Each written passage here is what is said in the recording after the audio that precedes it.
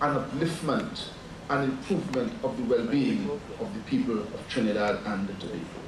And as he launched the PNM on that fateful night, January the 24th, 1956, he introduced into Trinidad and Tobago for the first time true party politics.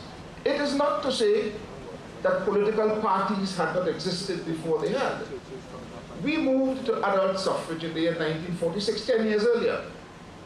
And there were a number of political parties then, and in the elections that followed in 1950, but as Eric Williams put it, they constituted a weak agglomeration of individuals, each with the objective of securing a seat in the legislature. What made the PNM different, my dear friends? What made the PNM different in 1956 was that it came with a philosophy clearly outlined in its constitution under its aims and objectives. It came with a philosophy. It came with a vision for the upliftment of the people of Trinidad and Tobago, outlined in a document, a vision document called the People's Charter.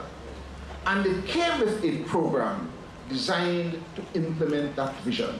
That made the difference between the PNM and all else. And may I say, to this day, my dear friends, the People's National Movement is the only political party in Trinidad and Tobago that has any clearly articulated vision and any program by which that vision is to be achieved.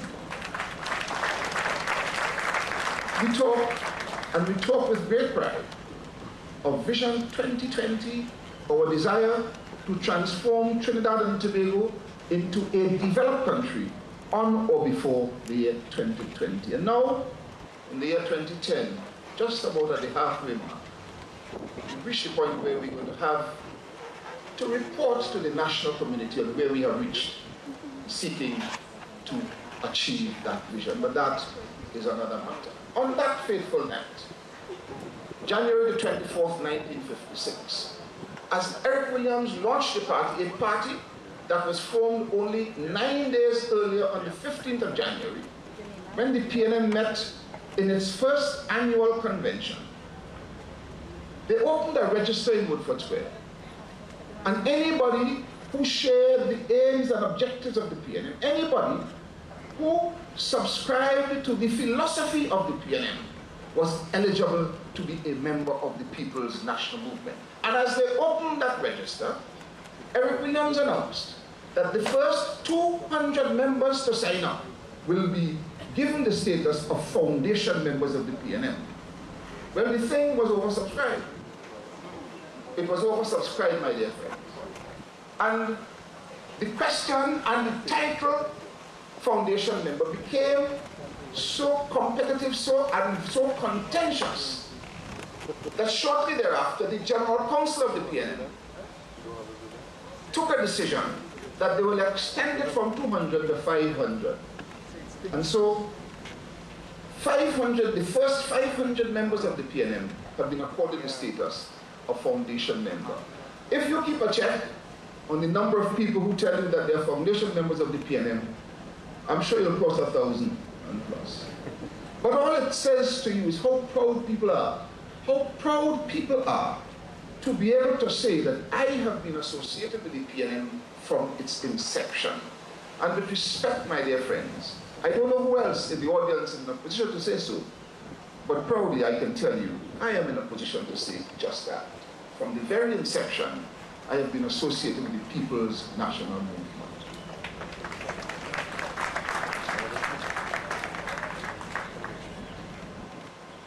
My dear friends, the PNM,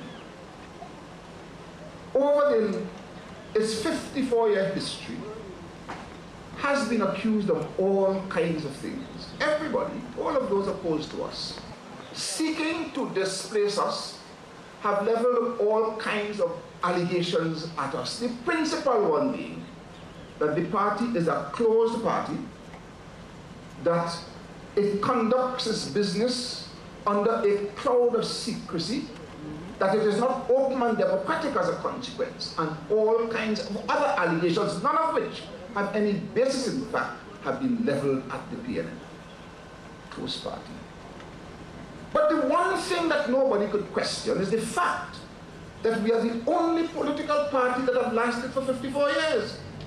Whatever they wish to say about us, my dear friends, whatever they wish to say about us, we have been successful, and even in circumstances where the PNM has lost elections. It has happened to us in 86, it happened to us in 95, it happened to us in the year 2000. We lost 3 elections.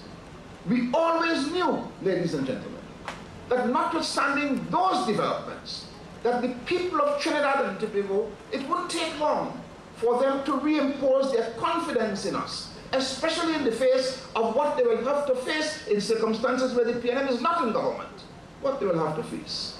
We had no doubt in our minds that it won't be long before the PNM was returned to office. And so, my dear friends, it was. So it was. So the PNM is in government once again.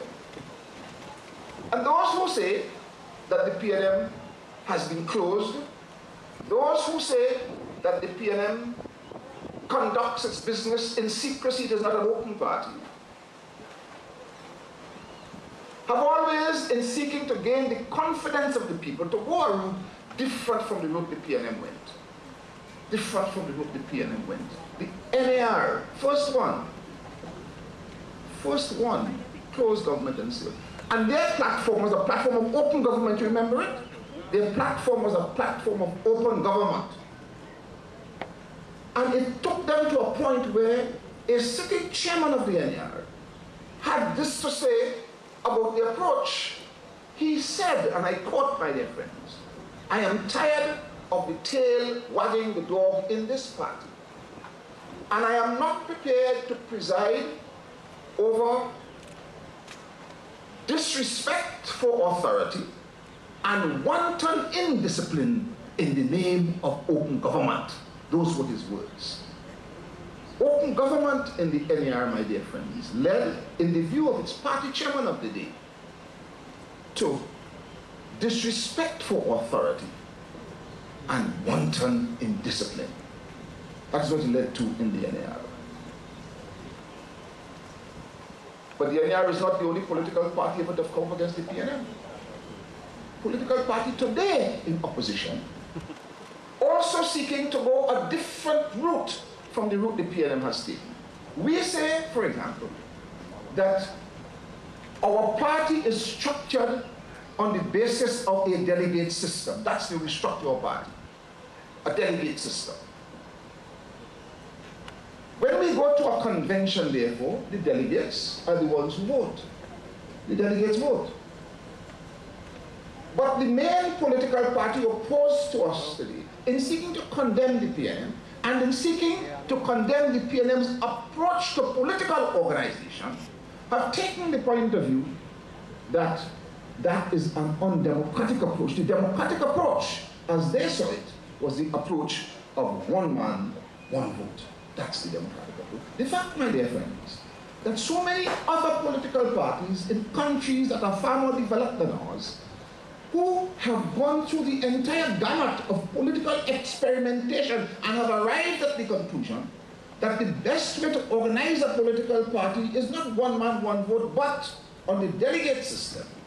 Notwithstanding all of that, those opposed to us in Trinidad and Tobago, bringing, as some like to describe it, a superior political intellect, have chosen to go the route of one man, one vote. What has been the consequence? What has been the consequence?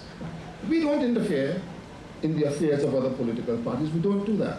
Stuff for the PNM. But the PNM takes very careful note of what goes on in all political parties in Trinidad and Tobago. We are students of politics. And we do it because we want to learn to the extent that we can learn what is right. We want to learn some of that if any of it comes from political parties at all in the opposition. But in particular, we want to know what not to do. What not to do. Because it is one man, one vote. The minute you say one man, one vote, ladies and gentlemen, in the context of internal affairs in any political